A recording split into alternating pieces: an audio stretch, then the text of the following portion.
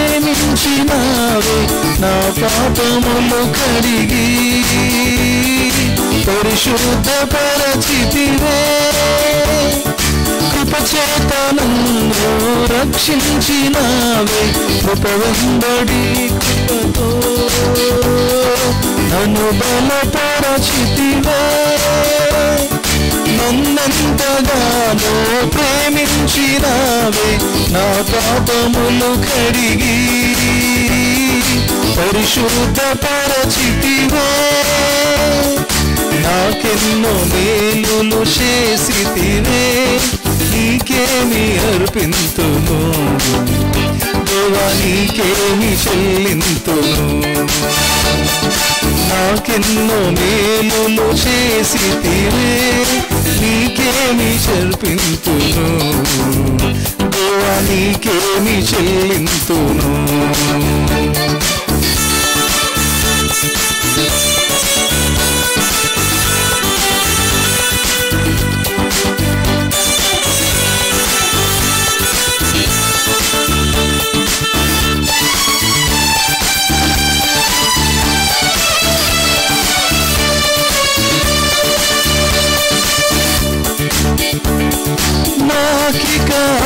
ఆశలు లేవనుకొనగా ఆశ నీవైతివే, ఆశలు తీర్చితివే. పలు దిశలో నన్ను భయమావరింప నా పక్షమందుంటివే, నాకు భయమీచితివే. నాకిక ఆశలు లేవనుకొనగా ఆశ నీవైతివే, ఆశలు తీర్చితివే. నలు దిశలో నన్ను భయమావరింప నా పక్షమందుంటివే, నాకు భయమీచితివే. నాకెన్నో మేలులు చేసితివే, నీకేమి చెల్లింతును దేవా, నీకేమి అర్పింతును. అందరం కలిసి కృతజ్ఞత జీవితం చాలా ప్రాముఖ్యమైనది ప్రియులారా. దేవుడు కోరుకుంటున్నది మన జీవితాల్లో కృతజ్ఞత. అది లేకపోవడం బట్టి ఈ రోజున చాలా మంది రక్షణ ఆనందాన్ని పోగొట్టుకున్నారు, దేవుని మొదటి ప్రేమను పోగొట్టుకున్నారు. నాకెన్నో మేలులు చేసితివే, నీకేమి అర్పింతును దేవా, నీకేమి చెల్లింతును. నాకెన్నో మేలులు చేసితివే, నీకేమి చెల్లింతును దేవా, నీకేమి అర్పింతును. హల్లెలూయా యేసునాథా, కృతజ్ఞత స్తుతులు నీకే. హల్లెలూయా యేసునాథా, కృతజ్ఞత స్తుతులు నీకే. హల్లెలూయా యేసునాథా, కృతజ్ఞత స్తుతులు నీకే. హల్లెలూయా యేసునాథా, కృతజ్ఞత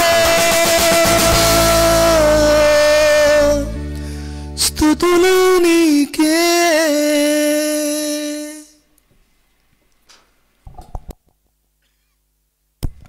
దేవునికి స్తోత్రం. Praise the Lord. హల్లెలూయా. దేవుని నామానికి మహిమ కలుగును గాక. Thank you Jesus. మంచిది ప్రేమైనటువంటి సోదరి సోదరుడా, మరొకసారి నేను ఈ ఫిలదెల్ఫియా ఆన్లైన్ చర్చ్కి నేను స్వాగతం పలుకుతా ఉన్నాను. ఎంతమంది అయితే దీనిని వీక్షిస్తున్నారో మీ అందరికీ కూడా ప్రభు పేరట వందనాలు చెల్లిస్తున్నాను. దయచేసి ఒకవేళ ఏదో ఒక పని కలిగి ఫోన్ ఆన్ చేసుకుంటూ ఒకవేళ చూస్తున్నట్లయితే దానివల్ల ఉపయోగం లేదు. కొంత ఏదైనా పనిలో ఉంటూ చూస్తూ యూట్యూబ్ చూస్తున్నట్టుగా ఉంటే మీకు ఎలాంటి లాభం ఉండదు ప్రియులారా. దేవుని యొక్క వాక్యాన్ని వినాలి అంటే, దేవుని సన్నిధి అనుభవించాలి అంటే, అది మనకు ఆశీర్వాదకరంగా ఉండాలంటే మనం ఎంతో శ్రద్ధగా దేవుని పాదసన్నిధిలో కూర్చోవాలి. మరియా అదే చేసింది, మార్త అది చేయలేకపోయింది. అందుకే యేసయ్య అన్నాడు, మరియా ఉత్తమమైన దానిని ఎంచుకున్నది. ఉత్తమమైన పని ఏంటంటే, పని చేసే టైంలో పని చేయాలి, దేవుని సన్నిధి అనుభవించే టైంలో దేవుని సన్నిధి అనుభవించాలి. దేవుని సన్నిధి అనుభవించే టైంలో పని చేసే టైంలో దేవుని సన్నిధి. ఇదంతా కూడా జీవితాలు రివర్స్గా ఉండడం బట్టి ఈ రోజున చాలామంది ఉత్తమమైన జీవితాలు కలిగి ఉండలేకపోతున్నారు ప్రియులారా. ఏదేమైనప్పటికీ నీ దేవుడైన యెహోవా మాట నువ్వు శ్రద్ధగా వినవలేను అని ద్వితీయోపదేశకాండంలో దేవుడు రాయించి పెట్టినాడు. శ్రద్ధగా ఎందుకు వినాలి అంటే, శ్రద్ధగా వింటే మనకు వాక్యం అర్థమవుతుంది, అనగా దేవుని స్వరం వినగలుగుతాం, అర్థమవుతుంది, గ్రహిస్తాము, జీవితాలు కూడా అదేవిధంగా మారతాయి. కనుక దేవునికి స్తోత్రం. ఒక్క శ్రద్ధలో అంత రహస్యము ఇమిడి దాగి ఉన్నదనే విషయాన్ని నేను జ్ఞాపకం చేస్తున్నాను. మంచిది. అద్భుత రీతిగా ఈరోజు ఆదివారం ఆరాధనలో ఫిలదెల్ఫియా సంఘం అంతా కూడా అద్భుత రీతిగా మరి జూమ్ యాప్ ద్వారా ఆయా ప్రాంతాల నుండి కొంతమంది, ఆ తర్వాత చర్చ్ హాల్లో కూడా కొంతమంది గ్యాదర్ అయ్యి ఆరాధన వాక్యం విని ఒకరి తర్వాత ఒకరు ఆరాధన చేస్తున్నారు. ఆరాధించిన వారందరిని బట్టి నేను దేవునికి వందనాలు చెల్లిస్తున్నాను. మీ అందరికి కూడా నేను శుభములు కలుగునుగాక అని కోరుకుంటున్నాను. సరే, దేవునికి స్తోత్రములు. ఈరోజు అద్భుత రీతిగా నడిపింపు ఏంటంటే, నేను కన్ఫ్యూజన్లో ఉన్నాను ఏంటనంటే ఏ వాక్యాన్ని ధ్యానం చేయాలని. కోర్స్ దేవుడు ముందే బయలుపరచాడు అనుకోండి, కానీ నేను ఆత్మ నడిపింపుతో పాటు సరౌండింగ్ సిచ్యువేషన్ ఫేవర్గా ఉందా లేదా ఇవన్నీ కూడా నేను గమనిస్తూ ఉంటాను. దేవుని నడిపింపులో కొన్నిసార్లు చాలా మట్టుకు కన్ఫర్మేషన్స్ ఇస్తూ ఉంటాడు పరిశుద్ధాత్మ దేవుడు. నేను ఎన్నుకున్నటువంటి టాపిక్, అంటే నేను ఎన్నుకున్నదిగా దేవుడు నాకు ఇచ్చినటువంటి ఆ టాపిక్, మరి ఈరోజు అద్భుత రీతిగా ఆరాధనా వాక్యంలో కూడా మరి సేమ్ అదే కృతజ్ఞత అనే మాట వచ్చింది. దానిని బట్టి అందరూ ఆరాధన చేస్తున్నారు. దాన్ని బట్టి కన్ఫర్మేషన్ వచ్చింది ఏంటంటే, దీని మీద నేను తప్పకుండా దేని వాక్యాన్ని అందించాలని. ప్రియులారా, గమనించాలి, నేను ఎందుకు మరి ఫేస్బుక్లో కూడా దీనిని పెడుతున్నానంటే, ఇది చాలా బలమైనటువంటి వాక్యము, లోతైనటువంటి వాక్యం అనే విషయాన్ని అది మీరు కూడా విని ఆనందించి దేవునిలో బలపడాలని, ఆత్మలో బలపడాలని ఒక మంచి ఉద్దేశంతో మీ ముందుకు ఫేస్బుక్ లైవ్లో కూడా వచ్చాము. మరి జూమ్ యాప్లో కూడా ఎంతమంది అయితే జాయిన్ అయినారో దయచేసి జాగ్రత్తగా వాక్యాన్ని వినవలసిందిగా నేను కోరుతున్నాను. ఈరోజు దేవుడే సూటిగా మనతో మాట్లాడే ఒక అద్భుతమైన మాట కృతజ్ఞత విషయంలో.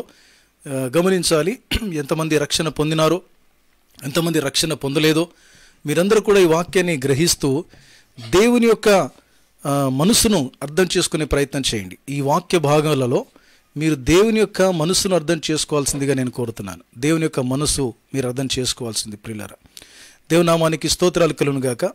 దేవుని యొక్క మనసు ఎక్కడ రాయబడిందంటే చూడండి, 57వ అధ్యాయము యెషయా గ్రంథం.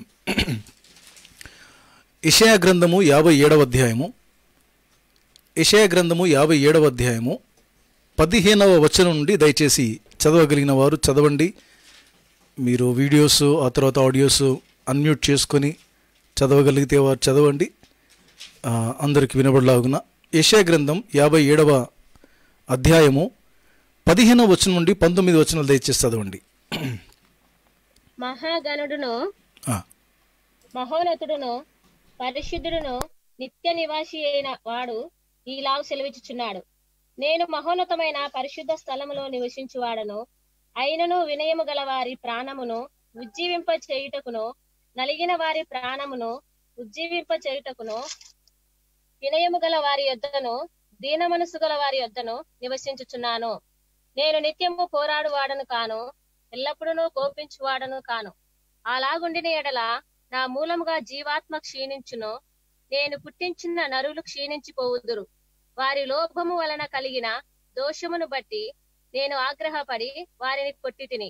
నేను నా ముఖము మరుగు చేసుకొని కోపించితిని. వారు తిరగబడి తమకిష్టమైన మార్గమున నడుచుచూ వచ్చిరి. నేను వారి ప్రవర్తనను చూచితిని, వారిని స్వస్థపరచుదును, వారిని నడిపింతును.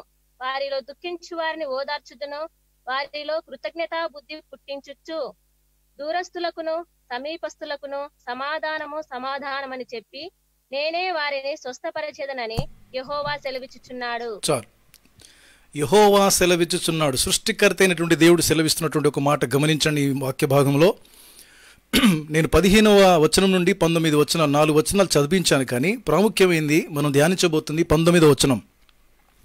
19వ వచనంలో అందరం కలిసి చదవమా? ఒక్క లైన్ వీలైతే అందరూ అన్మ్యూట్ చేయగలిగిన వారు చేయండి. ఓకే, లేదంటే మీరు చదువుకోండి. నేను చదువుతున్నాను, దయచేసి నాతో పాటు మీరు కూడా చదవండి. 19వ వచనం, వారిలో కృతజ్ఞతా బుద్ధి పుట్టించుచు దూరస్తులకును సమీపస్తులకును సమాధానమని చెప్పి నేనే వారిని స్వస్థపరచెదను, యెహోవా సెలవిచ్చి ఉన్నాడు. నేనే వారిని స్వస్థపరచెదనని యెహోవా సెలవిచ్చుచున్నాడు. దేవునామానికి స్తోత్రాలు కలుగును గాక. దేని బిడ్డారా, చిన్న మాట ప్రార్థన చేసుకొని ఈ వాక్య ధ్యానంలోనికి వెళ్దాం. దేవుని సహాయం తీసుకుందామా? దయచేసి ప్రతి ఒక్కరు కూడా మీరు వినే ముందు చిన్న మాట ప్రార్థన చేసుకుని, దేవా, మెలనైన నీ స్వరము, బలమైన మధురమైన నీ స్వరము నాకు వినిపించి అసమాధానముతో నేను నీకు దూరంగా జీవిస్తున్నటువంటి నా జీవితాన్ని దయచేసి దర్శించు ప్రభు అని ఒక చిన్న మాట ప్రార్థన చేసుకొని వినండి.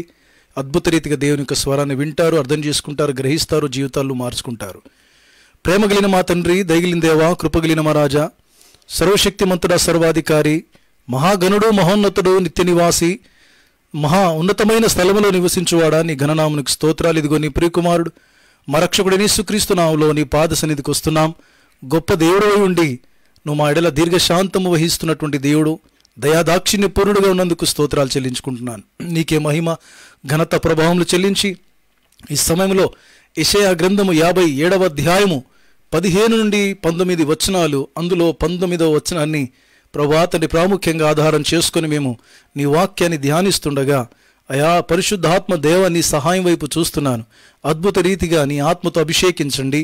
ఆత్మ స్వాధీనములో ఉంచుకొని నీ వృత్తాంతములతో అభిషేకించండి.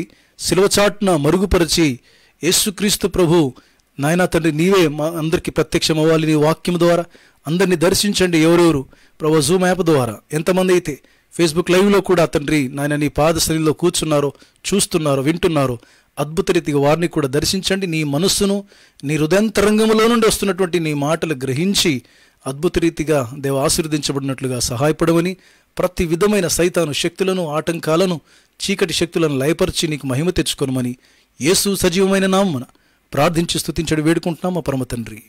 ఆమేన్. ప్రియమైనటువంటి నా సహోదరి సహోదరులారా, గమనించాలి. యెషయా గ్రంథం 57వ అధ్యాయము 15 నుండి 19 వచనాలు చాలా అద్భుతంగా దేవుడు రాయించి పెట్టినాడు.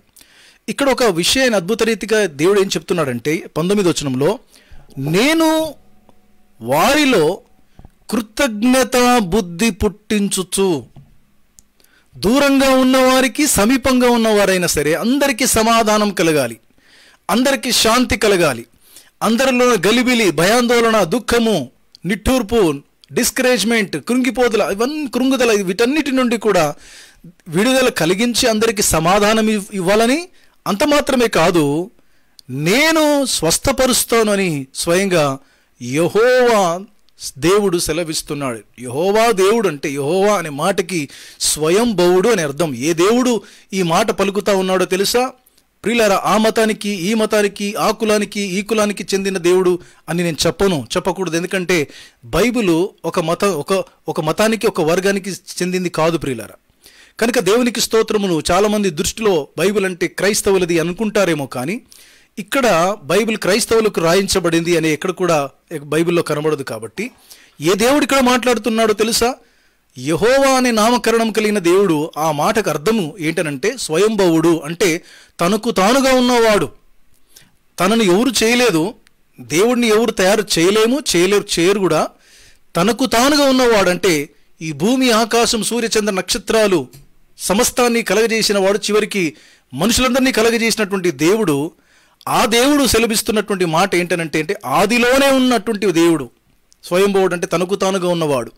ఆ దేవుడు ఏమంటున్నాడంటే, నేను మీలో అనగా నీలో కృతజ్ఞతా బుద్ధి పుట్టిస్తాను, కృతజ్ఞతా బుద్ధి పుట్టించి స్వస్థపరుస్తాను, సమాధానం ఇస్తానంటున్నాడు. ఈ రోజున ప్రియులారా గమనించాలి, ఈ మాట ఎవరితో మాట్లాడుతున్నారో తెలుసా? ఇశ్రాయేలు ప్రజలతో దేవుడు మాట్లాడుతున్నటువంటి మాట ఏంటనంటే, నేను 15వ వచనంలో మహాగణుడను, మహోన్నతుడను, నేను నిత్య నివాసిని, నేను మహా ఉన్నతమైన స్థలంలో నివసించువాడను, అయినప్పటికీ వినయము గల వారి యొద్దకు, దీన మనస్సు కలిగిన వారి యొద్దకు, నలిగిన ప్రాణము కలిగినటువంటి వారిని ఉజ్జీవింప చేయుటకు నేను వినయము గల వారి యొద్ద, దీన మనస్కుల యొద్ద నివసించుచున్నాను. నేను నివసించడానికి నేను ఏర్పాటు చేసుకున్న ప్లేస్ ఏంటంటే, ఎవరైతే హంబుల్నెస్ కలిగి ఉంటారో, ఎవరైతే వినయం కలిగి ఉంటారో వారి మధ్యలో నేను జీవిస్తానంటున్నాడు. ప్రియులారా గమనించాలి. అప్పటికి ఏ పరిస్థితిలో ఉన్నారు ఇశ్రాయేల్ ప్రజలంటే, కొంతమంది దేవుడికి దగ్గరగా ఉన్నారు, చాలా మంది దేవుడికి దూరంగా బ్రతుకుతున్నారంటే దేవుడిని మర్చిపోయి, ఆయన మేలులు, ఆయన ఉపకారాలన్నింటినీ మర్చిపోయి దేవుడికి దూరంగా కృతజ్ఞత లేని జీవితంతో బ్రతుకుతున్న వాళ్ళు దేనికి గురి అయిపోయినారు? దేవుడికి దూరమైనందుకు వాళ్ళ జీవితాల్లో కృతజ్ఞత ఎగిరిపోయింది, వాళ్ళ జీవితాల్లో సమాధానం ఎగిరిపోయింది, వాళ్ళ జీవితాల్లో ఆరోగ్యాలు కూడా పాడు చేసుకున్న వాళ్ళు చాలామంది ఉన్నారు. ఈ విధంగా దేవుని ప్రేమకు, దేవుని యొక్క సన్నిధికి దూరమైపోయి, ఆశీర్వాదాలకు దూరమైపోయి చాలామంది ఒకవైపు బ్రతుకుతూ వాళ్ళ జీవితాల్లో బ్రతుకుతున్నారు. ప్రియులారా, హీనమైనటువంటి దీన స్థితిలో ఉన్నారు. వారి ఆత్మీయ జీవితాలు కావచ్చు, వారి ఆరోగ్యాలు కావచ్చు, వాళ్ళ మానసిక పరిస్థితి కావచ్చు, వాళ్ళ ఆర్థిక పరిస్థితులు కూడా కావచ్చు. చాలా భయంకరమైనటువంటి పరిస్థితులు అందరూ దిగజారిపోయిన స్థితిలో కనబడుతున్నారు. కారణం ఏంటి తెలుసా బిడ్డలారా? కేవలము దేవుడి పట్ల ఉండవలసిన కృతజ్ఞత అది ఎగిరిపోయింది కాబట్టి, అది లేకుండా పోయింది కాబట్టి, కృతజ్ఞత జీవితం, the heart or mind of gratitude, కృతజ్ఞతా జీవితం లేకపోవడం బట్టి చాలామంది హీనదీన స్థితిలో ఉన్నారు. అలాంటి పరిస్థితుల్లో ఉన్నటువంటి ఇశ్రాయేల్ ప్రజలతో సృష్టికర్త అయినటువంటి దేవుడు అంటున్నాడు 19వ వచనంలో, నేను వారిలో కృతజ్ఞత బుద్ధి పుట్టిస్తాను. ఏ బుద్ధిని పుట్టిస్తాడు? నాకు చాలా విచిత్రం అనిపించింది ఈ మాట. నేను చాలాసార్లు బైబిల్ గ్రంథాన్ని ధ్యానిస్తున్నాను, చదువుతున్నాను, కానీ ఈ మాట నాకు కొత్తగా అనిపించింది ఉదయకాలమున లేచి నేను ధ్యానిస్తున్నప్పుడు. యాక్చువల్గా ఉదయకాలం కాదు, నేను నా ఉపవాస ప్రార్థనలో ఉన్నప్పుడు చక్కగా దేవుడు నా ముందు వచ్చినటువంటి వాక్య భాగం నేను ఎంతగానో ఇందులో ఆనందించాను. 19వ వచనంలో దేవుడు నాకు ఇచ్చిన మాట కావచ్చు, నేను పొందుకున్నటువంటి ఆ వాక్కు కావచ్చు, కృతజ్ఞత బుద్ధి పుట్టిస్తాను అనే మాట చూడండి. అంటే ఏంటి? కృతజ్ఞత బుద్ధి లేకపోవడం బట్టి ఈ రోజున ఏమైపోయింది అంటే దేవుడు చేసిన మేలు ఉపకారాలని మర్చిపోవడం జరుగుతుంది. చాలామంది గమనించాలి, రక్షణ పొందిన వాళ్ళు రక్షణ దినాన్ని మర్చిపోయినారు.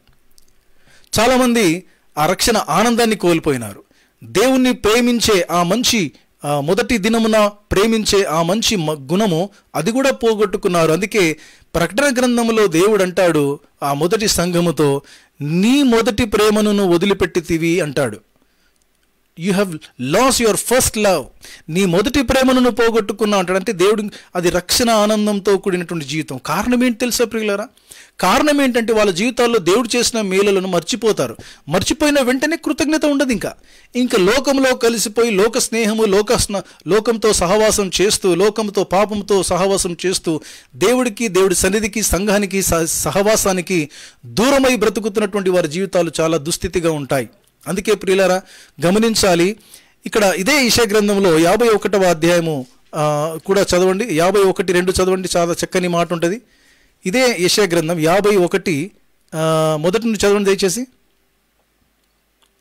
చదివేవారు గట్టిగా చదవండి. యెషయా 51 మొదటి వచనం. నీటిని అనుసరించుచు యెహోవాను వెదుకుచు నుండు వారలారా, నా మాట వినుడి. మీరు ఏ బండ నుండి చెక్కబడితిరో దాని ఆలోచించుడి. దానిని ఆలోచన చేయండి. మీరు ఏ గుంట నుండి త్రవ్వబడితిరో దాన్ని కూడా ఆలోచన చేయండి. మీరు మర్చిపోయినారు. ఏ బండలో నుండి నువ్వు చెక్కబడ్డావు, ఏ గుంటలో నుండి తీయబడ్డావు, నువ్వు మర్చిపోయావు అంటున్నాడు దేవుడు. అంటే ఏంటి మీనింగ్? బండలో నుండి చెక్కబడేది ఒక చక్కని శిల్పం. చక్కని శిల్పాన్ని ఒక శిల్పకారుడు బండ నుండి చెక్కి దానికి ఆకారం ఇచ్చి చక్కని శిల్పిగా తయారు చేస్తే మనం చక్కగా షోకేస్లో పెట్టుకుంటాం ఒక శిల్పాన్ని. అంతేగాని చెక్కిముక్కి రాయిగా ఉన్నటువంటి ఆకారం లేని రాయిని తీసుకొచ్చి మనం షోకేస్లో పెట్టుకోము కదండి. ఒక చక్కని శిల్పకారుడు బండని చెక్కి దానికి ఒక రూపం ఇచ్చి శిల్పంగా తయారు చేస్తే దానికి అందం వచ్చేస్తుంది. ఇప్పుడు చూడండి, హుస్సేన్ సాగర్ మధ్యలో ఒక చక్కని శిల్పము అక్కడ నిలబెట్టబడింది, పెద్ద శిల్పం. ఏంటది? అది గౌతమ్ బుద్ధుని యొక్క విగ్రహం అక్కడ నించోబెట్టారు. చాలా బరువైంది. అది ఎక్కడి నుంచి చెక్కబడిందో తెలుసా? అది ఒక పెద్ద కొండ, ఒక సాలిడ్ రాక్ నుండి అది అక్కడే చెక్కి అక్కడి నుంచి దాన్ని తీసుకొచ్చి అక్కడ నిలబెట్టారు. అంటే దానికి ఇప్పుడు ఏమైందో, ఎక్కడో ఉన్నటువంటి కొండ బండ దానికి గౌతమ్ బుద్ధుని యొక్క రూపం ఇచ్చేసరికి అది ఎక్కడ పెట్టాల్సి వచ్చింది? కరెక్ట్గా సెంటర్లో, హుస్సేన్ సాగర్ సెంటర్లో పెడితే చుట్టూ తిరుగుతున్న వాళ్ళందరూ దాన్ని చూడాల్సిందే. చూసారా? ఒక బండ, ఒక రాయి, దానికి రూపురేఖలు వచ్చిన తర్వాత అదొక విజిటింగ్ స్పాట్గా మారింది ప్రియులారా. అదే మాదిరిగా దేవుడు కూడా అంటున్నాడు, నువ్వు ఒకప్పుడు చెక్కుబుకి రాయిగా ఉన్నావే, నీకు ఒక షేప్ లేదే, నీ జీవితానికి, నీ లైఫ్కి నిన్ను చూసేవాళ్ళు లేరు, నిన్ను పట్టించుకునేవారు లేరు, నీ బ్రతుకు ఎంత ఘోరంగా ఉండింది ఒకప్పుడు. ఇదిగో నా దగ్గరకు వచ్చినప్పుడు నేను నిన్ను చక్కగా చెక్కినానే అంటున్నాడు దేవుడు. అంత మాత్రమే కాదు, ఏ గుంట నుండి నువ్వు తీయబడ్డావు. గుంటలో ఉన్నటువంటి బ్రతుకు మనకు బాగా తెలుసు. ఒకవేళ గోతిలో పడిపోతే ఎప్పుడు ప్రాణ భయంతో బిక్కుబిక్కుమంటూ ఉండాల్సిందే. అది ఎలాంటి గుంట అని అది కీర్తన గ్రంథం 40వ అధ్యాయంలో కూడా అది ఏ గుంటనో చూడండి. ఒక మాట ఫాస్ట్గా యాక్చువల్గా మెయిన్ టాపిక్లోకి వెళ్ళిపోవాలి, కానీ ఇది ఇంకా నేను అవుట్లైన్ ఇంట్రడక్షన్ మాత్రమే చెప్తున్నాను. అఫ్కోర్స్ ఈ వాక్యము అంత ఈజీగా ఈ ఒక్క 45 మినిట్స్లో ముగించేది కాదు. కానీ ఇదేమైనప్పటికీ ఎంతవరకు నేను కవర్ చేయగలనో అంతవరకు చేస్తాను ప్రియులారా. తక్కింది జూమ్ మీటింగ్ ఎవ్రీ సాయంత్రం ఎవ్రీడేస్ ఈవినింగ్ 7:30 to 9 ఈ వాక్యాన్ని డీటెయిల్గా ధ్యానం చేద్దాం. ఈరోజు ఈ సమయంలో ఎంతవరకు దీన్ని నేను కవర్ చేయగలనో అంతవరకు చేస్తాను. సరే, కీర్తనలు 40వ కీర్తన 1వ వచనం చదవండి, లేకపోతే 2వ వచనం చదవండి. నాశనకరమైన గుంటలో నుండి, చూడండి ఏ గుంట అంటున్నాడు ఇక్కడ, నాశనకరమైన గుంటలో నుండి, జిగటగల దొంగ ఊపిలో నుండి, జిగటగల దొంగ ఊబిలో నుండి ఆయన నన్ను పైకి లేవనెత్తినాడు. నా పాదములు బండ మీద నిలిపి, నా పాదములను బండ మీద నిలిపి నా అడుగులు స్థిరపరిచినాడు. దేవుడు దేని గురించి మాట్లాడుతున్నాడు? ఆత్మీయ జీవితం గురించి మాట్లాడుతున్నాడు. ఇక్కడ దావీదు తన అనుభవంలో ఏం చెప్తున్నాడంటే, నాశనకరమైన గుంటలో అంటే నశించిపోయే నరకానికి వెళ్ళే ఆ గుంటలో నుండి దేవుడు నన్ను పైకి లేవనెత్తి బండ మీద నా అడుగులను స్థిరపరిచాడు. అంటే బండ మీద నిలబడితే గమనించాలి, మనం అటు ఇటు బండ షేక్ కాదు, మనం కూడా స్థిరంగా ఉంటాం. చక్కని గట్టిన పునాది. ఈ రోజున దేవుడు క్రీస్తు అనే బండ మీద మన పాదములను స్థిరపరిచినాడు. ఈరోజు ఏమైంది ప్రియులారా? అంత శ్రేష్టమైన జీవితాన్ని, ఒక చకిముకి రాతిగా ఉన్న మన జీవితాలను ఒక రూపురేఖలు ఇచ్చినాడు. చక్కని పేరు వచ్చింది, చక్కని గుర్తింపు వచ్చింది. అంత మాత్రమే కాదు, ఈ రోజున గుంటలో నుండి బయటికి తీసినాడు. ఇవన్నీ కూడా నువ్వు మర్చిపోయినావే. ఇంత శ్రేష్టమైన జీవితాన్ని ఎక్కడి నుంచి పొందుకున్నావు? అవన్నీ కూడా నువ్వు మర్చిపోయినందుకు నీ జీవితంలో ఏమెగిరిపోయిందో తెలుసా? కృతజ్ఞత ఎగిరిపోయింది. కృతజ్ఞత ఎగిరిపోయిన తర్వాత దేవుడు చేసిన మేలుపకారాలన్నీ కూడా మర్చిపోయినందుకు ఈ రోజున దేవుడి నుంచి దూరమై లోకానికి దగ్గరై ఈ రోజున ఎంత భయంకరమైనటువంటి దుస్థితికి దిగజారిపోయిన పరిస్థితి ఏర్పడిందంటే, దేవుడికి, సంఘానికి, సహవాసానికి దూరమైనందుకు ఏమేమవుతుందో తెలుసా? బైబిల్ గ్రంథంలో ఒక వ్యక్తి మనకు బాగా సుపరిచితమైన వ్యక్తి, టాపిక్ సందర్భం వచ్చింది కాబట్టి నేను జ్ఞాపకం చేయాల్సిందే. ఆ వ్యక్తి ఎవరు కాదు, తప్పిపోయిన కుమారుడు. లూకాసు వార్త 15వ అధ్యాయం దయచేసి ఒకసారి తీయండి. లూకాసు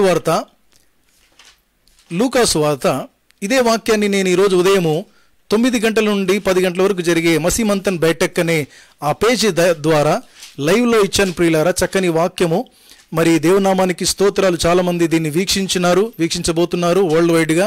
ఇండియా నుంచి మాత్రమే కాకుండా వరల్డ్ వైడ్గా చాలామంది దీన్ని వీక్షించబోతున్నారు. ప్రార్థన చేయండి, ఈ వాక్యము దేవుడు చక్కగా నీరు కట్టి ఫలింప చేయాలని. దేవునికి స్తోత్రములు. నేను ఎంతగానో వాక్యంలో ఆనందిస్తున్నాను కాబట్టి నేను మీతో పంచుకుంటున్నాను ప్రియులారా. ఏదో వాక్యం చెప్పాలి, ఆదివారం చెప్పాలి, అది ఆ ఉద్దేశం కాదు. నేను ఈ వాక్యంలో ఆనందిస్తా ఉన్నాను, ఈ వాక్యంలో ఎంజాయ్ చేస్తా ఉన్నాను, నేను బలపడతా ఉన్నాను. కాబట్టి ఆ రుచి మీకు కూడా తగిలించి, మీకు కూడా ఆనందింపచేసి, మీ ఆత్మీయ జీవితాలను బలపరచాలనే ఒక మంచి ఉద్దేశంతో మాత్రమే నేను ఈ విధంగా మీ ముందుకు వచ్చాను. లూకాసు వార్త 15వ అధ్యాయంలో తప్పిపోయిన కుమారుడు గురించి మనకందరికీ బాగా తెలుసు. తప్పిపోయిన కుమారుడు అంటే ఏంటి? ఎక్కడి నుంచి తప్పిపోయినాడు? తండ్రి ఇంటి నుంచి తప్పిపోయినాడంటే ఎక్కడో తండ్రి మార్కెట్కి తీసుకెళ్ళిపోతే అక్కడ తప్పిపోయినాడని మీనింగ్ కాదు. వాంటెడ్లీ ఒక తండ్రికి 2 కుమారులు, ఆ తండ్రికి ఉన్నటువంటి 2 కుమారులు, చిన్న కుమారుడికి వాడేంటంటే బ్యాడ్ హ్యాబిట్స్ కలిగి, బ్యాడ్ ఫ్రెండ్షిప్ కలిగి, ఆడు జల్సా చేయడం నేర్చుకొని, డబ్బులు సరిపోక వాళ్ళ తండ్రి దగ్గర నుంచి ఎన్నో మరి డబ్బులు అది ఖర్చు పెడుతూ సరిపోక ఒకరోజు ఏం తీర్మానం చేసుకుంటాడంటే, ఎందుకు నేను ఇక్కడ ఉండాలి, నా ఆస్తి తీసుకొని నేను దూరం వెళ్ళిపోయి ఎంజాయ్ చేయొచ్చు కదని చెప్పేసి తండ్రి దగ్గర నుంచి ఆస్తి తన వాట తీసుకొని తండ్రి దగ్గర నుంచి వాళ్ళ పెద్దన్న దగ్గర నుంచి దూరం అయిపోతాడు. దూరం వెళ్ళిపోయి అదంతా కూడా పాడు చేసి, ఆస్తంతా కూడా వేషలతో తిని తాగి పాడు చేసేసి చివరికి ఎంత హీనమైన స్థితికి అంటే ఒక బిచ్చగాడిలాగా తయారైపోతాడు. తనకు ఎవరు కూడు పెట్టే స్థితిలో కూడా ఉండదు. ఎంతవరకు చివరికి దిగజారిపోయినాడో తెలుసా? చూడండి, 16వ వచనం చదవండి దయచేసి త్వరగా. 16 లూకాసు వార్త 15:16. వాడు పందులు తిను పొట్టుతో తన కడుపు నింపుకొని ఆశపడను గాని ఎవడును వానికి ఏమీ ఇయ్యలేదు. చూసారా? వాడు పందులు తిను పొట్టుతో తన కడుపు నింపుకొని ఆశపడ్డాడు, కానీ పందులు తిని పొట్టు కూడా దొరకలేదు వాడికి. అక్కడ రాయబడిన మాట ఏంటంటే ఎవడును వానికి ఏమీ ఇయ్యలేదు. అంటే ఏంటి పరిస్థితి? తండ్రి దగ్గర నుంచి దూరం అయితే ఎంత కాన్సిక్వెన్సెస్ ఎంత భయంకరంగా ఉంటాయో. ఆత్మీయ జీవితాలు కావచ్చు, భౌతికపరమైన జీవితాలు కావచ్చు, మానసికంగా కావచ్చు, ఆర్థికంగా కూడా కావచ్చు. ప్రియులారా, దేవుని నుంచి దూరమైనటువంటి జీవితాలు ఎలాగుంటాయో ఈ యొక్క వచనాన్ని బట్టి అర్థం చేసుకోవచ్చు. ఏంటనంట, పందులు తిను పొట్టు అంటే నిజంగా మనం కూడా పందులు తిను పొట్టే అది ఆశపడతామా? ఆ మీనింగ్ కాదు. దాని మీనింగ్ ఏంటనంటే హీనమైన స్థితికి దిగజారిపోతాము. ఆత్మీయంగా, భౌతికంగా, ఆర్థికంగా, మానసికంగా మళ్ళీ జీరో స్టేజ్కి రావాల్సినటువంటి పరిస్థితి మన జీవితాల్లో కనబడుతుంది ప్రియులారా. అప్పుడు ఎవరు మనల్ని పట్టించుకోరు. ఇంకా అక్కడ రాయబడింది, ఎవడునూ వానికి ఏమీ వీలేదంటే ఎవరు పట్టించుకోరు. ఇంకా పట్టింపు లేని జీవితాలు ఎందుకండి ఆ భయంకరమైన జీవితం? కనుక దేవునికి స్తోత్రములు. ఈ వ్యక్తి ఎప్పుడు, తప్పిపోయిన కుమారుడు ఎప్పుడు మళ్ళీ తన జీవితం బాగుపడిందో తెలుసా? 17వ వచనం చదవండి. అయితే బుద్ధి వచ్చినప్పుడు వాడు నా తండ్రి యొద్ద చాలు. అయితే బుద్ధి వచ్చినప్పుడు వాడు నా తండ్రి ఇంత ఎంతో మంది కూలి వాళ్ళకి అన్నం ఉంటే నేనేమో ఒక్కడిని ఇక్కడ పస్తుగా ఉన్నాను. ఇంకా లాభం లేదు, నా తండ్రి దగ్గరికి నేను వెళ్ళిపోవాలి. నా తండ్రి దగ్గరికి వెళ్తే నాకు సమృద్ధిగా కనీసం కూలోళ్ళగా నన్ను పెట్టుకుంటాడేమో, కనీసం తినడానికి అన్నమన్న దొరుకుతుందేమో అని ఏం చేసినా తెలుసా? బుద్ధి వచ్చినప్పుడు తండ్రిని జ్ఞాపకం చేసుకున్నాడు. ఇక్కడ చూడండి, బుద్ధి అనే మాట హైలైట్ చేసుకోండి. యెషయా గ్రంథం 57వ అధ్యాయం 19వ వచనంలో దేవుడు అంటున్నాడు, నేను కృతజ్ఞతా బుద్ధి పుట్టిస్తాను.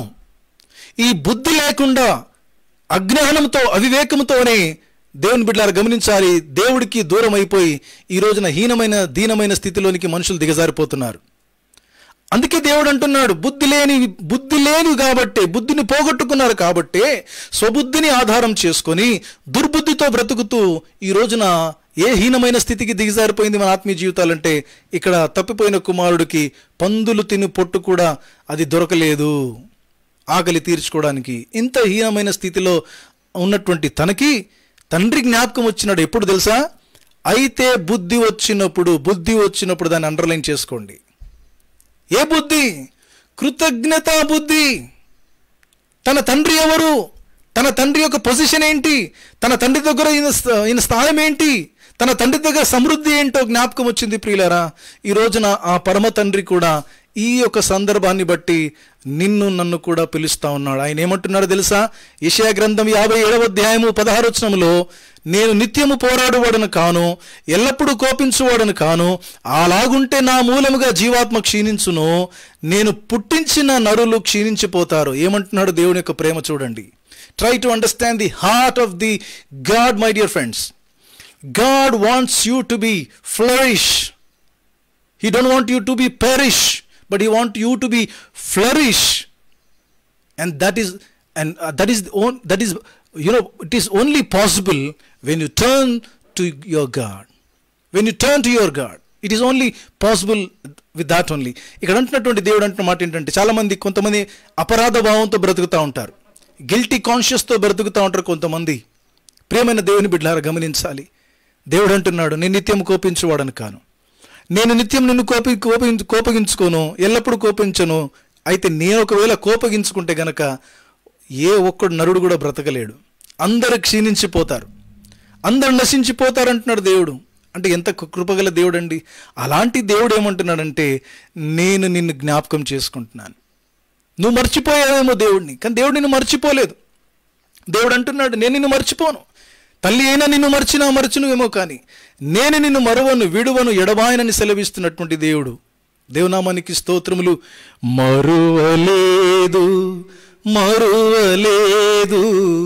మరువలేదు నిన్ను మరచిన మమ్ము నీవు, మరువలేదయ్యా యేసయ్యా, మరువలేదయ్యా. జన్మనిచ్చిన తల్లి తానై స్తన్యమీయక వదిలేసుతుని, నిమిషమైనా మరువలేక ఆదుకొంటివి మోసేనప్పుడు, నిమిషమైనా మరువలేక ఆదుకొంటివి మోసేనప్పుడు, ఆదుకొంటివి మోసేనప్పుడు, మరువలేదు.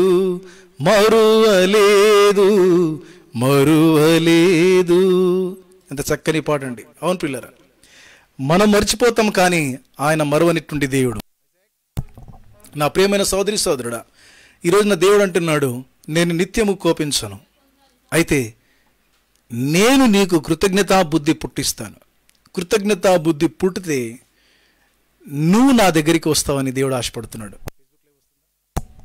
దేవుని నామానికి స్తోత్రాలు కలుగును గాక. ప్రియులారా, ఈ రోజున చాలామంది జీవితాల్లో ఎంతోమంది బైబిల్ గ్రంథంలో కృతజ్ఞతా జీవితాన్ని కనుపరిచినారు. ప్రియులారా, చాలామంది యేసుక్రీస్తు ప్రభు దగ్గరికి వచ్చినారు. స్వస్థత పొందుకున్న వాళ్ళు స్వస్థత, మంచి జీవితాన్ని పొందుకున్న వాళ్ళు మంచి జీవితము, అద్భుతాలు పొందుకున్న వారు అద్భుతాలు, రక్షణ పొందుకున్న వాళ్ళు రక్షణ. ఈ విధంగా ఆలోచన చేసుకుంటూ పోతే దేవుడి దగ్గర నుంచి ఎన్నో మేలులు పొందుకున్నారు. చాలామంది మళ్ళీ తిరిగి దేవుని దగ్గరకు వచ్చినారు. ప్రియులారా, దేని బట్టి తెలుసా? ఆ కృతజ్ఞత బుద్ధిని బట్టి. ఈరోజు నా తప్పిపోయిన కుమారుడు యొక్క ఒక ఎగ్జాంపుల్ మీకు జ్ఞాపకం చేశాను. ఏంటనంటే, ఆ తప్పిపోయినటువంటి కుమారుడు అద్భుత రీతిగా తన తండ్రి యొద్దకు తిరిగి వచ్చినాడు. It's a good thing. ఆ అపరాధ భావం నుండి దయచేసి బయటికి రండి. గిల్టీ కాన్షియస్ నుంచి దయచేసి బయటికి రండి. ఎందుకంటే దేవుడు తండ్రి లాంటి వాడు. ఏ తండ్రి అయినా శిక్షిస్తాడు తన పిల్లల్ని. ఎందుకు శిక్షిస్తాడు, ఎందుకు కొడతాడంటే బాగుపడాలనే కదా. మరి మామూలుగా తల్లిదండ్రులుగా ఉన్నటువంటి వారికే ఆ బుద్ధి ఉన్నప్పుడు, పరమ తండ్రి అయినటువంటి దేవుడు, మన సృష్టికర్త, మనల్ని కలగజేసిన వాడికి కూడా అదే గొప్ప మనసు ఉంది. ఏంటనంటే దగ్గర తీసుకోవాలి. నా దగ్గరికి రావాలని దేవుడు కోరుకుంటున్నాడు. ప్రియులారా, ఈరోజున ఒక్కసారి ఆలోచన చేస్తావా? ఏ స్థితిలో, ఏ పరిస్థితిలో నీ ఆత్మీయ జీవితం ఉంది? కృతజ్ఞత జీవితాన్ని పోగొట్టుకుని ఒకవేళ బ్రతుకుతున్నట్లయితే దేవుడు ఇక్కడ జ్ఞాపకం చేస్తున్నటువంటి మాట ఏంటనంటే, ఇప్పటికీ ఏం కాలేదు, రానా దగ్గరికి అంటున్నాడు దేవుడు. ఆయన దగ్గరికి వస్తే తప్పకుండా నీ జీవితంలో ఆయన నీకు కృతజ్ఞత బుద్ధి మాత్రమే కాదు, నీ ఆత్మీయ జీవితాన్ని చక్కగా ఆశీర్వదించాలని ఇష్టపడతా ఉన్నాడు. ప్రియులారా, గమనించాలి, ఎంతమంది జీవితాల్లో ఆయన వైపు తిరిగి రావాలని ఆశపడతా ఉన్నారు. ఇంకొక వ్యక్తిని నేను మీకు జ్ఞాపకం చేస్తాను. ప్రియులారా, ఓ వ్యక్తి యేసుక్రీస్తు ప్రభు దగ్గరికి తిరిగి ఏ విధంగా వచ్చాడు చూడండి. లూకాసు వార్త 17వ అధ్యాయం 11 నుంచి దయచేసి చదవండి. టక్కటక్క తీసి చదవండి ఎవరైనా. లూకాసు వార్త 17వ అధ్యాయము 11. కాబట్టి మీరు అన్యాయపు సిరి విషయంలో నమ్మకంగా ఉండని ఎడల సత్యమైన ధనమును ఎవరు మీ వశము చేయును. మీరు పరుల సొమ్ము విషయంలో నమ్మకముగా ఉండని ఎడల మీ సొంతమైనది మీకు ఎవడిచ్చును. ఏ సేవకుడును ఇద్దరు యజమానులను సేవింపలేడు. వాడు అది కాదమ్మా, లూకాసు వార్త 17:11. ఆయన యెరూషలేమునకు ప్రయాణమైపోవచ్చు. లూకా 17:11, రైట్? యా, చదవండి. ఆయన యెరూషలేమునకు ప్రయాణమైపోవచ్చు. సమరయ గలిలయ మధ్యగా వెళ్ళుచుండెను. ఆయన యొక్క గ్రామంలోనికి వెళ్ళుచుండగా 10 మంది కుష్ఠరోగులు ఆయనకు ఎదురుగా వచ్చి దూరమున నిలిచి, యేసు ప్రభువా కరుణించుమని కేకలు వేసిరి. ఆయన వారిని చూచి, మీరు వెళ్లి మిమ్మును యాజకులకు కనపరుచుకొనుడని వారితో చెప్పెను. వారు వెళ్ళుచుండగా శుద్ధులేరి. వారిలో ఒకడు తనకు స్వస్థత కలుగుట చూచి, వారిలో ఒకడు 10 మందిలో ఒకడు స్వస్థత కలుగుట చూచి గొప్ప శబ్దముతో దేవుని మహిమపరచుచు తిరిగి వచ్చి ఆయనకు కృతజ్ఞతాస్తుతులు చెల్లించుచు ఆయన పాదముల యొద్ద సాగిలపడెను. వాడు సమరయుడు. అందుకు యేసు, 10 మంది శుద్ధులేరి కారా? ఆ 9 ఎక్కడ? ఈ అన్యుడు తప్ప దేవుని మహిమపరచుటకు తిరిగి వచ్చిన వాడెవడును అగపడలేదా అని చెప్పి, నీవు లేచి పొమ్ము, నీ విశ్వాసము నిన్ను స్వస్థపరచునని వానితో చెప్పెను. గమనించినారా ప్రియులారా? ఈ వాక్య భాగములు కూడా మళ్ళీ మీరు నోట్ చేసుకోండి. ఎప్పుడైనా మళ్ళీ తర్వాత ఫ్రీగా ఉన్నప్పుడు చదువుకోండి. లూకాసు వార్త 17:11 నుండి 19 వచనాల్లో ఒక చక్కని భాగము వాక్యము కనబడతా ఉంది. ఏంటంటే 10 మంది యేసుక్రీస్తు ప్రభు దగ్గరికి వస్తారు. వారు కుష్ఠరోగులు. యేసుక్రీస్తు ప్రభు ఆ 10 మందిని కూడా బాగు చేస్తాడు. అయితే 10 మందిలో ఒకడు మాత్రమే మళ్ళీ తిరిగి వస్తాడు ఆయన దగ్గరికి. వచ్చి కృతజ్ఞతాస్తుతులు చెల్లించి అనే మాట రాయబడింది. కృతజ్ఞత తెలుపుతాడు, కృతజ్ఞతాస్తుతులు చెల్లిస్తాడు యేసు ప్రభు దగ్గరికి వచ్చేసి. See the gratitude life. చూసారా కృతజ్ఞత జీవితం ఎంత ప్రాముఖ్యమైందో? అప్పుడు ఏమంటున్నాడు చూడండి, 17వ వచనం. అందుకు యేసు, 10 మంది శుద్ధులైరి కారా? ఆ 9 ఎక్కడా? దేవునికి స్తోత్రములు.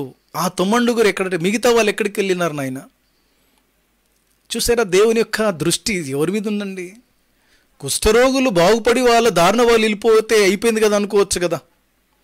దేవుని యొక్క శ్రద్ధ చూడండి, దేవుని యొక్క దృష్టి చూడండి, మిగతా వాళ్ళు ఎక్కడున్నారు అంటే ఎక్కువ మెజారిటీ పీపుల్ ఇలాంటి వాళ్ళే ఉంటారనేది కూడా ఇక్కడ కనబడతా ఉంది. 10 మందిలో ఒకడంటే 10% కదండి. కేవలం 10% మంది మాత్రమే కృతజ్ఞతా జీవితము కలిగి దేవుని దగ్గరికి వస్తారనేది ఈ వాక్య భాగం నుండి ఒక ఆ సత్యాన్ని మనం తెలుసుకుంటున్నాం ప్రియులారా. ఈ రోజున ఆ 10 మందిలో ఆ 10%లో నువ్వు ఉండాలని దేవుడు కోరుకుంటున్నాడు, నేను ఉండాలని దేవుడు కోరుకుంటున్నాడు, మనమందరం కూడా ఉండాలని కోరుకుంటున్నాడు. ఆ 10% లిస్ట్లో వచ్చేయండి చాలు. చెక్ చేసుకోండి. నువ్వు 90% మెజారిటీ అంటే ఈ మెజారిటీ కూడా ఎందుకో క్రియేట్ అవుతుందో తెలుసా అండి? గొర్రెలు అనమాట. గొర్రెల్ని వెంబడిస్తాయి అన్నట్టుగా ఒక గొర్రెని వెంబడించిందంటే గుంతలు పడతారు. మెజారిటీ పీపుల్ అలాంటి వాళ్ళే. అందుకే యేసుక్రీస్తు ప్రభు అన్నాడు, మీరు ఇరుకైన మార్గం ఎంచుకోండి, విశాలమైన మార్గం ఎంచుకోవద్దు. విశాలమైన మార్గంలో ఎప్పుడైనా వెళ్ళొచ్చు, ఎప్పుడైనా రావచ్చు, ఏమైనా మాట్లాడచ్చు, ఎక్కడికైనా వెళ్ళొచ్చు, ఎవరు వచ్చినా అడగరు, ఏం చేసినా నడుస్తుంది. మన దిల్ మే ఆసర్ కా క్యా భీ కర్ లో, బిందాస్. మిమ్మల్ని అడిగేవాడు ఉండడు, మిమ్మల్ని జీవితం బిందాస్గా ఉంటుంది. అది చాలామంది కోరుకుంటారు ప్రియులరా. అందులో ఏమంది? నాశనానికి పోవు మార్గం వెడల్పోయింది, అది విశాలమైంది, అది అందులో చాలామంది పరిగెడతారంట. ఇరుకు మార్గంలో కొద్ది మంది వస్తారని యేసయ్యనే చెప్పినాడు. ఆ కొద్ది మంది లిస్టులో నువ్వు నేను ఎందుకు ఉండకూడదు? అది దేవుడు కోరుకుంటున్నాడు. ఆ 10% లిస్టులో నువ్వు నేను ఎందుకు ఉండకూడదు? ఇక్కడ అంటున్నాడు దేవుడు, ఆ 90 ఎక్కడ? 18వ వచనం, ఈ అన్యుడు తప్ప దేవుని మహిమపరచుటకు తిరిగి వచ్చిన వాడు నువ్వు అగ్గుపడలేదా? దేవుణ్ణి మహిమపరచుటకు తిరిగి రావాలి. ఎందుకు దేవుడు కోరుకుంటున్నాడు? ఆయన దగ్గర ఉండాలని ఎందుకు కోరుకుంటున్నాడు? ఆయన దగ్గరికి రావాలని ఎందుకు కోరుకుంటున్నాడు తెలుసా? You must glorify God. Your life must be bring glory to God. You must live a glory life. Thank you Jesus, thank you lord. దేవుడు కోరుకుంటున్నటువంటి జీవితం ఏంటంటే నువ్వు కృతజ్ఞత కలిగి దేవుణ్ణి మహిమపరిచే జీవితాన్ని నువ్వు కలిగి ఉండాలని దేవుడు కోరుకుంటున్నాడు. ఈ రోజున ఎంతమంది ఆ స్థితిలో ఉన్నారు? వారందరిని బట్టి నేను స్తుతిస్తున్నాను. ఇక్కడ జూమ్ యాప్ ద్వారా, జూమ్ వీడియో కాన్ఫరెన్సింగ్ ద్వారా ఎంతమంది అయితే నా ప్రియమైనటువంటి సోదరులు ఉన్నారో వాళ్ళందరిని బట్టి నేను స్తుతిస్తున్నాను. మీలో కూడా చెక్ చేసుకోండి, 10% ఉన్నారా లేకపోతే అందరూ ఉన్నారా? అందరు ఉండాలని దేవుడు నేను కూడా కోరుకుంటున్నాను. ఏంటనంటే అందరూ కూడా ఈ 10% లిస్టులో ఉన్నటువంటి ఒక్క వ్యక్తి తిరిగి రిటర్న్ వచ్చినాడు కృతజ్ఞత కలిగి. ఎందుకు కృతజ్ఞత కలిగి వచ్చినాడంటే తాను పొందుకున్న మేలు మామూలు మేలు కాదు. కుష్ఠరోగము నుండి బయటపడడం, స్వస్థపరచబడము మామూలు విషయం కాదు ప్రియులారా. అది సమాజంలో భయంకరమైనటువంటి చిన్న దృష్టి, చీప్ దృష్టితో చూస్తారు. కుష్ఠరోగం అంటే అసలు సమాజంలో ఉండనివ్వరు. ఇశ్రాయేలు కాలంలో కూడా జరిగినటువంటి విషయం ఏంటనంటే ఇశ్రాయేలుల కాలంలో కూడా కుష్ఠరోగులకు సపరేట్ ప్లేస్ పెట్టినారు. అంటే వేరే పాలెమే వేరు, వాళ్ళు ఇక్కడికి రాకూడదు, ఎదురు పడొద్దు అసలు వాళ్ళు ఎవరికి కూడా. అంత సపరేటెడ్గా వాళ్ళు పెట్టినారు. వాళ్ళ పరిస్థితి దుస్థితి ఘోరమైంది. మనుషులే పాపం వాళ్ళు కూడా. ఈ రోజున ఆ కుష్ఠ రోగము అది స్పిరిచువల్ లైఫ్కి వచ్చేసరికి పాపిష్టి జీవితం, పాపములో పుడుతూ పాపములో పెరుగుతూ పాపాలు చేస్తూ వాళ్ళని మోసం వీళ్ళని మోసం, దురాలోచనలు, వీళ్ళని మోసం చేయాలి వాళ్ళని మోసం చేయాలి, ఆ తర్వాత దేని బిడ్డలు అబద్ధాలు చెప్పాలి, నరహత్య చేయాలి, భయంకరమైనటువంటి జీవితాలు పాపపు లోకములో ఎంతమంది అయితే జీవిస్తున్నారో వాళ్ళు ఆత్మీయంగా కుష్ఠరోగులతో సమానమే దేవుని దృష్టిలో. ఆ భయంకరమైనటువంటి పాపము నుండి, లోకము నుండి, నరకము నుండి దేవుడిని తప్పించినాడే. అదే ఎంత కృతజ్ఞత కలిగి ఉండాలి. ఈ లోకము నుండి నీకు విడుదల కలిగించినటువంటి దేవుడి మీద ఎంత కృతజ్ఞతను కనపరచాలి. ఆ కృతజ్ఞత కోల్పోయినందుకు ఏమైందో తెలుసా? ఆయన చేసిన మేలులు మర్చిపోయావు, ఆ పాత జీవితాన్ని మర్చిపోయావు, రక్షణ ఆనందాన్ని మర్చిపోయావు, ఆ మొదటి ప్రేమను కూడా వదిలిపెట్టినందుకు ఈ రోజున నీ దుస్థితి ఎంత భయంకరంగా ఉంది. తప్పిపోయిన కుమారుని యొక్క పరిస్థితిలాగా. నా ప్రియమైన సోదరులారా గమనించాలి. ఇక్కడ ఆ 90 ఎక్కడ అంటే గల్లంతైపోయినారు. మొన్న హైదరాబాద్లో ఒక కుటుంబంతో కూడా కొట్టుకుని పోయిందని వార్తలు విన్నాను. అందులో ఒక కుటుంబానికి చెందిన 9 మంది అని వార్తలు విన్నాను నేను. అందులో ఒక ఆయన మాత్రమే బయటపడ్డాడు. అతని పేరు తాహేర్. మిగతా ఫ్యామిలీ మెంబర్స్ 9 మెంబర్స్ ఆ వరదల్లో కొట్టుకొని పోయాడు. ఎక్కడండి? హైదరాబాద్ సిటీలో. వరదలలో కొట్టుకొని పోవడం అనేది ఊర్లలో వేరే ప్రాంతాలలో చూసాం, కానీ సిటీ అండి. గమనించాలి ఏం జరుగుతూ ఉంది. బీభత్సం. ఎంత భయంకరమైన అంత్య దినాల్లో బ్రతుకుతున్నాం మనం. ఎక్కడ సేఫ్టీ లేదండి. ఎక్కడ సేఫ్టీ లేదు. 91వ కీర్తన ప్రకారము సేఫ్టీ అంటూ ఉంది అంటే 91వ కీర్తన ప్రకారం దావీదు అంటున్నాడు, మహోన్నతుని చాటును నివసించువాడే సర్వశక్తిని నీడను విశ్రమించువాడు. ఆయన నీడలో విశ్రమించాలి. అందుకే నేను కూడా పాట రాశాను. నా ఆశ్రయ దుర్గమా, నా దాగుచోటు నీవే, ఆశ్రయించి దాగియుందును, ఆశ్రయించి దాగియుందును, నీ నీడలో నీ కృపలో, నీ నీడలో నీ కృపలో నా ఆశ్రయ దుర్గమా. అంటే ఈ మాట విన్న తర్వాత మీరు అనుకోవచ్చు, క్రైస్తవులు చావట్లేదా ఇలాంటి వరదల్లో? ఆ మీనింగ్ అది కాదండి నాది. ఆఫ్ కోర్స్ అది వరదలకి, తుఫాన్కి, వరదలకి, వచ్చే ఉపద్రవానికి కులమతాలు చూడదు. ఎవరడ్డొచ్చినా ఎగిరిపోవాల్సిందే. ఇక్కడ యేసుక్రీస్తు ప్రభువులో ఉన్నటువంటి భాగ్యం ఏంటనంటే, ఎవరైతే యేసుక్రీస్తునందు విశ్వాసం ఉంచుతారో వాళ్ళకు ఒక నిరీక్షణ ఉంది. ఏంటో తెలుసా? బ్రతుకుట క్రీస్తే, చావైతే లాభము. ఈ లోకములో బ్రతుకుతే క్రీస్తులో, క్రీస్తు కొరకే బ్రతుకుతాము. చనిపోయినా మాకు లాభం ఏంటనంటే, ఆ నిరీక్షణ ఏంటనంటే, మా కొరకు దేవుడు స్థలం సిద్ధపరిచాడు. ఆ పరలోక నగరములో శాశ్వత కాలము, నిత్య జీవితము, యుగ యుగాలు అక్కడ దేవుడితో జీవించబోతున్నాము. ఎందుకంటే ఆ పాప క్షమాపణ పొందుకున్నాం. పరలోకం పరిశుద్ధమైన స్థలంలో అర్హత లభించింది. ఈ పాప క్షమాపణ లేక చాలామంది ప్రియులారా గమనించాలి, ఈరోజు నా నరకపు మార్గంలోనే జీవిస్తున్నారు. దానితో పోలిస్తే ఈ లోకం బ్రతుకు గురించి పెద్ద పట్టించుకోడు ఒక నిజ క్రైస్తవుడు. ఈ లోకములో సేఫ్టీ ఉన్నా లేకపోయినా దేవుడిలో మాత్రం నిత్య జీవం అనే సేఫ్టీ, లైఫ్ ఇన్సూరెన్స్ ఫుల్ అనమాట. దేవునికి స్తోత్రం. ఇక్కడ 60 సంవత్సరాలు 80 సంవత్సరాలకి లైఫ్ ఇన్సూరెన్స్ ఉంటుందేమో, కానీ యేసుక్రీస్తు ప్రభు దగ్గర ఎటర్నిటీ, శాశ్వత జీవితానికి సంబంధించిన లైఫ్ అంతా ఇన్షూర్డ్ చేయబడింది అక్కడ. ఈ ఇన్సూరెన్స్ను పొందుకున్నావా? ఈ ఇన్సూరెన్స్ చాలా ఈజీగా, చాలా ఫ్రీగా దేవుడు దొరుకుతుంది. ఒకటే, ఆయనందు విశ్వాసం, యేసునందు విశ్వాసం ఉంచి పాపాలు ఒప్పుకొని మారుమనసు పొంది, మారుమనసు నిమిత్తమైన బాప్తిసం పాప క్షమాపణ నిమిత్తమైన బాప్తిసం తీసుకొని యేసు రక్తములో కడగబడితే ఆయనందు నూతన జీవితాన్ని, నూతన జన్మం ఇక్కడే పొందుకుంటాం మనం. ఒకప్పుడు నేను కూడా 1995 వరకు డిఫరెంట్గా జీవించాను. 1995 నుండి యేసులో జన్మించాను. తిరిగి ఒక నూతన జీవితాన్ని ఇచ్చినాడు. నా మాటలు, నా తలంపు, నా చూపు, నడక, ప్రవర్తన, ఆలోచన, ఊహ, క్రియలు, నా జీవితాన్నే టోటల్గా మార్చేశాడు. అదే మరో జన్మ. బ్రతికుండగానే మరో జన్మ మనం పొందుకోకపోతే, న్యూ లైఫ్ మనం పొందుకోకపోతే మనం పరలోకానికి అర్హులము కామని దేవుని యొక్క బైబిల్ గ్రంథము సెలవిస్తూ ఉంది. ప్రియులారా గమనించాలి, దేవుని నామానికి స్తోత్రాలు. అక్కడ భయంకరమైనటువంటి 9 మంది ప్రవాహంలో కొట్టుకొని పడి చాలా బాధ అనిపించింది నాకు. చాలా, అందులో చిన్నపిల్లలు కూడా ఉన్నారు. నిజంగా ప్రియులారా, చాలా అంత్య దినాల్లో భయంకరమైన దినాలు. ఇది సూచన కాదా? ఇంకా ఇదంతా చూస్తూ కూడా దేవుడికి ఎంతకాలం ఇంకా దూరంగా ఉంటావు? ఇదంతా చూస్తూ ఇంకెంతకాలం దేవుడికి దూరంగా బ్రతకాలని ఆశపడుతున్నావు? దయచేసి దావీదు మహారాజు కూడా, రాజు అయినటువంటి దావీదు మహారాజు తాను పాపం చేసినప్పుడు దేవుడి నుంచి దూరం అయిపోయాడు. తాను రాజ్యము కావాలి, దక్కించుకోవాలని తాపత్రయపడలేదు. నా సైనికులు పోతారేమో అని భయపడలేదు. రాజ్యం పోతుంది, నా సింహాసనం పోతుందని భయపడలేదు. దేవుడి దగ్గరికి వచ్చి ఒకటే కన్నీలుగా చెడిని తెలుసా? దేవా, నేను పోగొట్టుకున్న రక్షణ ఆనందం నాకు మరలా దయచేయి, శుద్ధ మనస్సు నాకు దయచేయండి, నీ సన్నిధి నాకు దయచేయి ప్రభువా, పరిశుద్ధాత్మను నాకు అనుగ్రహించని ప్రార్థన చేశాడు. ఒక రాజుకి ఇవన్నీ అవసరమా?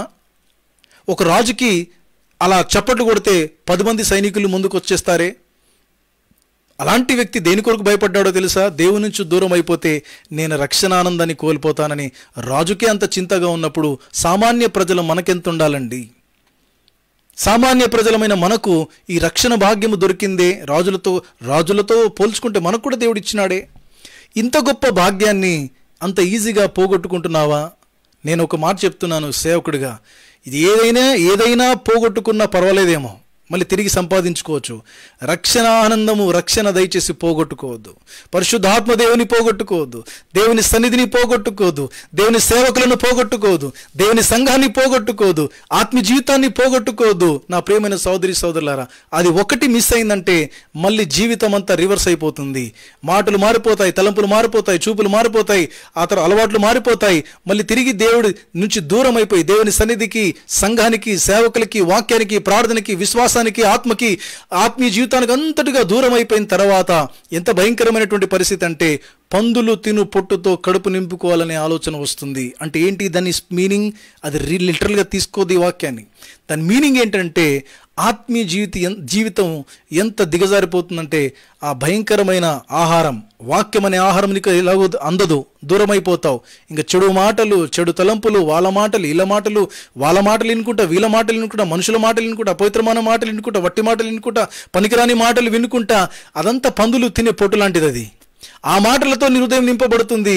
ఇంకా నీ జీవితము హీనమైన, దీనమైన స్థితికి దిగజారిపోతుంది. ప్రియులారా, అది దేవుడు కోరుకోవట్లేదు. దేవుడు ఏం కోరుకుంటున్నాడంటే నువ్వు కృతజ్ఞత కలిగి జీవించు. ఈరోజు ఆరాధన వాక్యంలో కూడా అదే ధ్యానం చేశారు కదా. ఏమని అపోస్తలుడైన పౌలు కూడా అంటున్నాడు, పూర్వము హింసకుడును, దూషకుడును, హానికరుడైన నన్ను ఆయన తన పరిచర్యకు నమ్మకమైన వానిగా ఎంచినందుకు నేను కృతజ్ఞుడనై ఉన్నాను.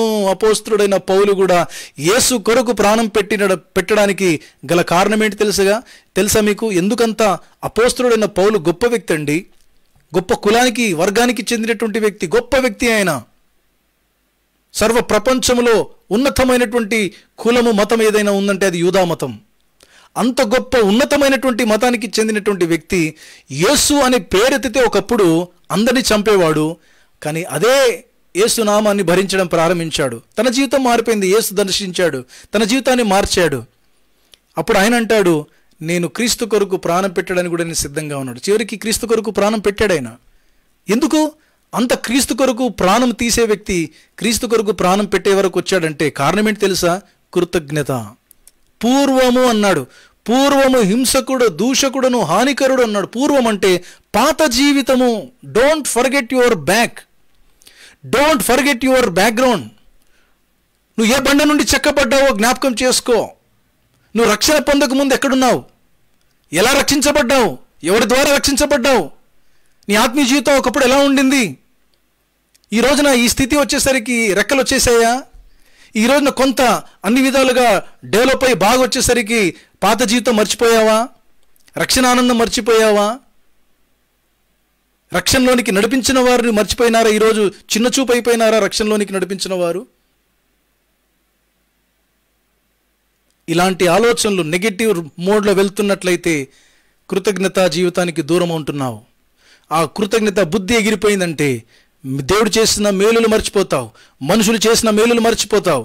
ఆ తర్వాత భయంకరమైనటువంటి దీనస్థితికి దిగజారాల్సినటువంటి దుస్థితి వస్తుందేమో, జాగ్రత్త. అది దేవుడు కోరుకోవట్లేదు. దేవుడు ఏం కోరుకుంటున్నాడంటే నీకు కృతజ్ఞత జీవితం ఇస్తాను, కృతజ్ఞత బుద్ధి పుట్టిస్తానంటున్నాడు. ప్రియులారా, ఎంత గొప్ప దేవుడు అండి మన దేవుడు. Let us turn to God. దేవుడి వైపు తిరగండి, ఆయన పాదాలు పట్టుకోండి. ప్రభువా, నాకు కూడా ఈ బుద్ధి దయచేయనా. ఈ బుద్ధిని నేను కోల్పోయినందుకే ఈ రోజున నీకు దూరంగా బ్రతుకుతున్నాను, సావాసానికి దూరంగా ఉన్నాను, వాక్యానికి దూరంగా ఉన్నాను, ఆత్మీయ జీవితానికి దూరంగా ఉన్నాను, లోకానికి నేను దగ్గరగా ఉన్నాను. నా దుస్థితి పందులు తినే, ఆ పొట్టు తినే వరకు రాకముందే నీ ఆత్మీయ ఆహారం, జీవ ఆహారమైనటువంటి నీ వాక్యాన్ని ఆత్మీయ జీవితంలో ఆహారంగా భుజించాలి. ప్రభువా, నేను నీ సన్నిధిని కోల్పోకూడదు నాయన, నీ వాక్యాన్ని కోల్పోకూడదు, నీ సహవాసాన్ని కోల్పోకూడదు. ప్రభువా, ఇట్టి భాగ్యం నాకు దయచేయండి. ఇదిగో నాకు కూడా కృతజ్ఞత, ఆ బుద్ధి నాలో కూడా పుట్టించమని ప్రార్థన చేసుకుందామా? ఈ మాటలు నేను ఇక్కడతో ముగిస్తున్నాను. ఈ ధ్యానాన్ని దేవుని చిత్తమైతే మనము జూమ్లో ప్రతి దినము సాయంత్రం 7:30 గంటల నుండి ధ్యానిస్తున్నటువంటి ఆ టైంలో దేవుని చిత్తం అయితే కంటిన్యూ చేద్దాం. ఇంకా చాలామంది బైబిల్లో ఉన్నారు, ఏ విధంగా కృతజ్ఞత కలిగి దేవుని దగ్గరకు వచ్చినారో చాలా డీసెంట్గా మంచి మంచి టాపిక్స్, మంచి మంచి సందర్భాలు మన ఆత్మీయ జీవితాన్ని ఉజ్జింపచేసేవి, మన ఆత్మీయ జీవితాన్ని తెప్పరిల్లి చేసేవి ఎన్నో పాయింట్స్ ఉన్నాయి. రేపు సాయంత్రం మీరు తప్పకుండా తిరిగి ఆన్లైన్లోకి రండి. దేవుని చిత్తమైతే మరి ఫేస్బుక్ లైవ్లో కూడా ఇదే మాదిరిగా కలిగి ఉంటాం. ప్రార్థన చేయండి. అన్ని విధాలుగా సహకారము, అన్ని విధాలుగా ఎక్విప్మెంట్సే కావచ్చు, అంటే man power, machine power, mind power అన్నీ కూడా దేవుడు చక్కగా, మనీ పవర్ కూడా అన్ని విధాలుగా దేవుడు అన్ని సమకూర్చే విధంగా దయచేసి మా కొరకు కూడా ప్రార్థన చేయండి. ఇలాంటి చక్కని వాక్యాలతో ధ్యానంతో మన ఆత్మీయ జీవితాలు బలపరుచుకుందాం.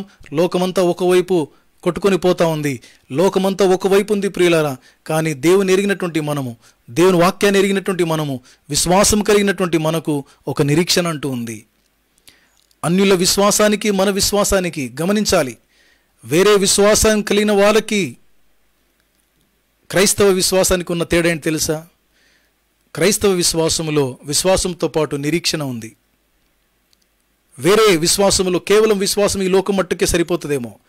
ఇంకో నిరీక్షణ ఏంటనంటే హోప్. దానిని ఇంగ్లీష్లో హోప్ అన్నారు. ఆ నిరీక్షణ ఏంటనంటే ఈ లోకం మట్టుకు మాత్రమే కాదు, పరలోకం వరకును నిత్యము జీవించే వరకు కూడా దేవుడు మనకు తోడుగా ఉన్నాడు, మన దేవునితో ఉంటామనే గొప్ప నిరీక్షణ. ఆ నిరీక్షణతోనే క్రైస్తవుడు ఈ రోజున ఏ పరిస్థితిలో కూడా బ్రతకగలడు. ఏ పరిస్థితిలో కూడా క్రైస్తవుడు బతకగలడేమో, కానీ దేవుడు లేకుండా మాత్రం, ఆయన సన్నిధి లేకుండా మాత్రం, వాక్యం లేకుండా మాత్రం, ప్రార్థన లేకుండా మాత్రం, విశ్వాసం లేకుండా మాత్రం, సహవాసం లేకుండా మాత్రము, సంఘం లేకుండా మాత్రం జీవించలేడు, జీవించకూడదు. ఒకవేళ జీవించగలుగుతున్నావంటే you are in the wrong direction. You are showing your back to your God. You are turning from your God. It means that you are not on the way to your God. You are not near to your God. అందుకే అదే యెషయా గ్రంథం చదువుకున్న వాక్యంలో 57:18 అంటాడు దేవుడు, 19లో దూరంగా ఉన్న సమీపంగా ఉన్న అందరికీ నేను కృతజ్ఞత బుద్ధి పుట్టించి అందరికీ నేను ఏం చేస్తానంటే సమాధానం ఇస్తాను, వారిని స్వస్థపరుస్తాను కూడా అంటున్నాడు.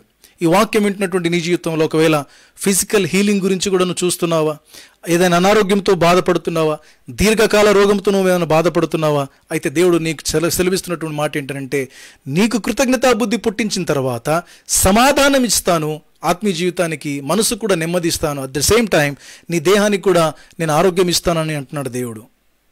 ఇంకేం కావాలి ప్రియులారా? Good spiritual life, good mental life and good healthy life. At the same time it reflects to your financial life also. ప్రియుడాను ఆత్మలో వర్ధిల్లుచున్న ప్రకారం అన్ని విషయాల్లో వర్ధిల్తామని బైబిల్లో రాయబడింది. స్పిరిచువల్ లైఫ్లో డెవలప్ అయితే అన్ని విషయాల్లో మనిషి డెవలప్ అవుతాడండి. ఇట్టి భాగ్యం ఈ వాక్యం విన్న నీకు, ఆ తర్వాత జూమ్ యాప్లో ఉన్న సంఘమంతటికి, మనందరికీ దేవుడు అనుగ్రహించును గాక. ప్రార్థన చేసుకుందామా? మంచిది. వాక్యం కొరకు ప్రార్థన చేసుకొని ఆ తర్వాత చివరి ప్రార్థనతో మనం ముగించుకుందాం. Over to pastor Suresh.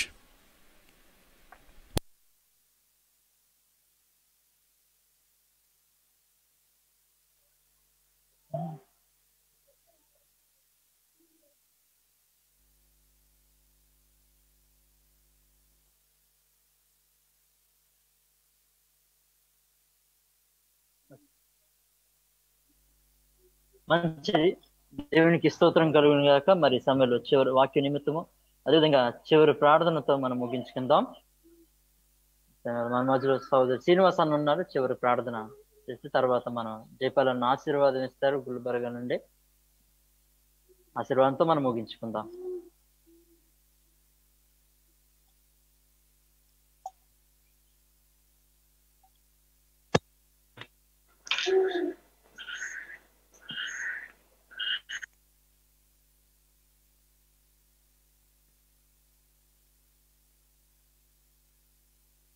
మహాపరిశుద్ధమైన తండ్రి, జీవం కలిగిన దేవ, యేసుక్రీస్తు ప్రభా, మీ పరిశుద్ధ నామమును కొందనాలు స్తోత్రం చెల్లిస్తున్నాను ప్రభా. పరిశుద్ధ స్థలంలోనూ మహోన్నతమైన స్థలంలో మాత్రమే నివసించేటువంటి గొప్ప దేవ, వందనాలు స్తోత్రం చెల్లిస్తున్నాను తండ్రి.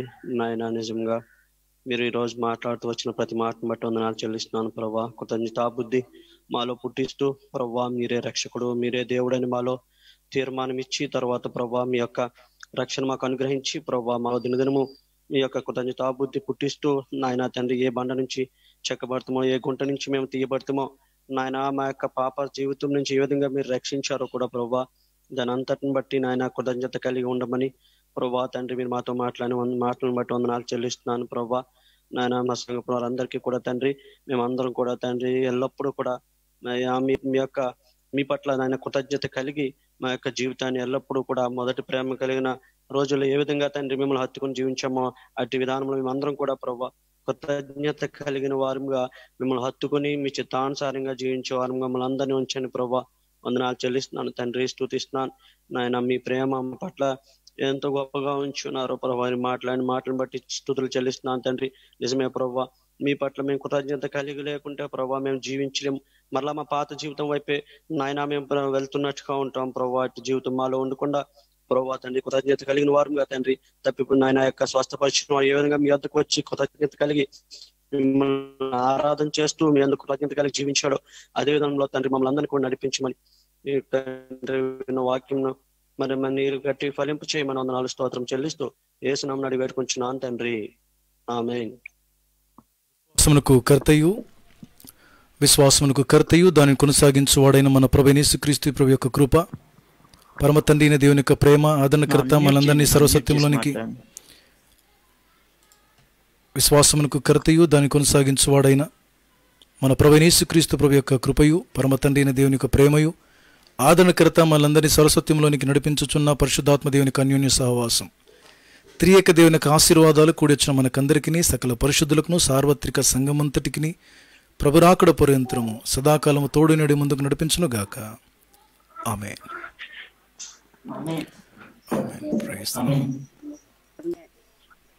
అందరికి ప్రైజ్ లార్డ్ అండి. అందరికి వందనాలు. అందరికి పేరు పేరున ప్రైజ్ లార్డ్. మళ్ళా దేవుని చిత్తమైతే రేపు సాయంత్రం 7:30 కలుద్దాం. మరలా దేవుని చిత్తమైతే రేపు సాయంత్రం 7:30 కలుద్దాం. 7:30 మరలా జూమ్ యాప్ లో కలుద్దాం. అప్పటి వరకు అందరికి సెలవు. అందరికి ప్రైజ్ లార్డ్. అందరికి వందనాలు పేరు పేరున. అందరికి వందనాలు. Praise Lord.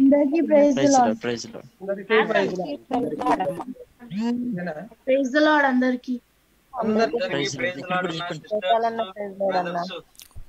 Praise Lord. Praise Lord అమ్మా. Praise Lord. Praise Lord. Praise అందరికి praise Lord. God bless you all. God bless you all. అందరికి praise Lord. Praise Lord. Praise Lord అందరికి. Praise Lord. ప్రైజ్ లార్డ్ అందరికి. Praise Lord. Praise Lord. Praise Lord. Praise Lord Mary. అందరికీ praise Lord. Praise Lord అమ్మ. Praise Lord. Chintu ఇది బంద్ చేయి.